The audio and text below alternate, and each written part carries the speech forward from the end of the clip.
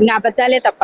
గత 5 ఏళ్లు కూడా వైసీపీ అధికారంలో ఉంది, ఎంతో దారుణమైన పాలన చేసిందని చెప్పి అందరూ చెప్తా ఉంటారు. దాని వల్లే ఓడిపోయారు అంటా ఉంటారు. మరి రాబోయే రోజుల్లో అధికారంలోకి వస్తామని అంటున్నారు.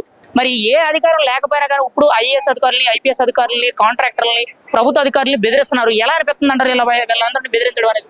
వాళ్ళు జగన్ వాళ్ళు ఎంత బెదిరించినా ఇక్కడ ఎవరు బెదిరే వాళ్ళు అయితే లేరండి. ఎందుకంటే పవన్ కళ్యాణ్ ఉన్నారు మాకు చాలు. ఇంకంతే, టీడీపీ కుటుంబ ప్రభుత్వం ఉన్నంత వరకు మాకేం కాదు అని మా ఒపీనియన్. అంతే, వాళ్ళు చూసుకుంటారు ఏదైనా కానీ. మేము ఆయన వెనక మేము వెళ్తాం అంతే. మరి 2029లో వైసీపీ అధికారంలోకి వస్తాము, రప్పారప్ప నరుకుతామని మాట్లాడుతున్నారు. నిజంగా అధికారంలోకి వస్తే రప్పారప్ప నరుకుతారా, లేకపోతే ఏమైనా ప్రజలకు మంచి చేసే అవకాశం ఉందా? ఎవరిని, ఇది సినిమా కాదు రప్పారప్ప నరుకుంటూ పోవడానికి. ఇది ప్రభుత్వం, ప్రజలు పాలించే వాళ్ళు కాబట్టి వాళ్ళు ఇప్పుడు సినిమాలు చూసి కొటేషన్ చెప్పడం పెద్ద విషయం కాదు. ఏదైనా సరే ఏదైనా రంగంలో దిగి చేయాలి అంతే. లైవ్ లో ఏదైనా లైవ్ లో ఏం మాట్లాడాలి, అదేదో ధైర్యంగా వచ్చి మాట్లాడితే అయిపోతుంది కదా. ఓవరాల్ గా డిప్యూటీ సీఎం పవన్ కళ్యాణ్ గారు వైసీపీ నాయకులకి వార్నింగ్ ఇవ్వడం గురించి మీరేమంటారు, తప్ప రైటా?